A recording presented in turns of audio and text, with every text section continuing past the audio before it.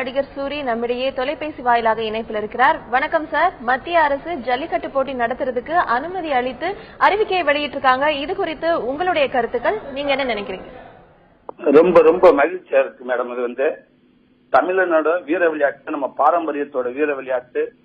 எங்க இந்த வருஷத்தோட நமக்கு அதை நம்ம பார்க்க முடியாம போயிருமோ, அதை நம்மளை விட்டு மறந்துருமோ அப்படின்னு நினைச்சிட்டு இருந்தோம்.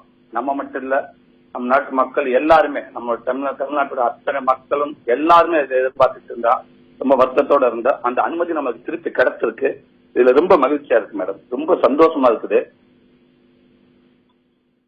சார், நீங்க ஜல்லிக்கட்டு காலை வளர்க்கக்கூடிய குடும்பத்தை சேர்ந்தவங்களா இருக்கிற பட்சத்துல இந்த ஆண்டு ஜல்லிக்கட்டு உங்களுக்கு எப்படி இருக்கும், அது குறித்து சொல்லுங்க. அது ரொம்ப சந்தோஷமா இருக்கு. அதுக்கு இப்ப நான் சொன்னேன், எங்க அந்த வாய்ப்பு நமக்கு திருப்பி கிடைக்காம போயிருமோன்னு ஏங்கிட்டு இருந்தோம். இது வந்து இப்ப மதுரை பக்கத்துல ராஜாப்பூர்ல எங்க ஊர்லயும் எங்க வீட்டுல நிறைய மாடு இருக்குது. 60-70 மாடு வளர்த்துட்டு இருக்கோம் இருக்குது. எங்க ஊர்லயும் மிகப்பெரிய ஜாம்பவான் மாடுகள்ல எங்க ஊர் மாடும் ஒன்று.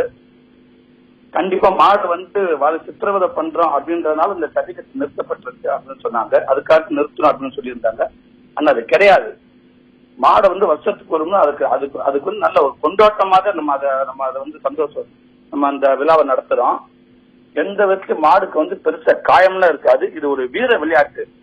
உலகத்திலே வந்து ஒரு மிருகத்தை எதிர்த்து நின்று விளையாடுற விளையாட்டு அப்படின்னா இது வந்து தமிழனோட மட்டும்தான் இருக்கும். தமிழனோட வீர விளையாட்டு மட்டும்தான் இருக்கும்.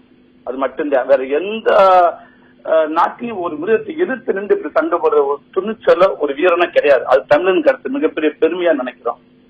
அதனால வந்து மாட்டை வந்து எடுத்த உடனே கொண்டு வந்து அதை வந்து 100 பேர் மத்தியில களத்துல இறக்கி அதை வந்து நம்ம துன்புற்று அப்பெல்லாம் கிடையாது.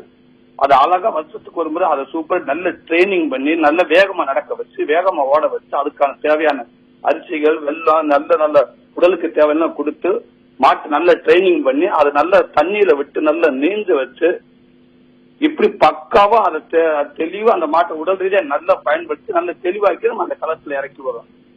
இது சந்தோஷம். நம்ம கண்டிப்பா மாட்டு ஜல்லிக்கட்டு எல்லாம் நம்ம வெறும் பொங்கல் மட்டுமே கொண்டாடணும். அது நம்மளுக்கு பொங்கல் கிடையாது. பொங்கலோட சேர்ந்து ஜல்லிக்கட்டும் நடத்தினாதான் அது உண்மையான பொங்கல் நம்மளுக்கு. சார், இப்ப ஜல்லிக்கட்டு வந்து போன வருஷம் நடைபெறல. அப்படி இருக்கும்போது இந்த தடையெல்லாம் தாண்டி இப்ப அனுமதி அளித்து இப்ப நடைபெற இருக்கிறதுனால நிறைய பேர் இதுதான் எங்களுக்கு தீபாவளி, அவ்வளவு சந்தோஷமா இருக்கும் அப்படின்னு சொல்லியிருக்காங்க.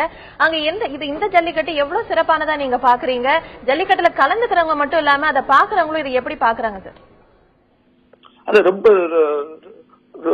ரொம்ப ரொம்ப சந்தோஷத்துல இருக்காங்க. என்னன்னா நமக்கு கிடைச்சது நம்மளை விட்டு நம்மகிட்ட இருந்து போய் திரும்பி அது கிடைச்சதுல அவ்வளவு ஒரு சந்தோஷம்.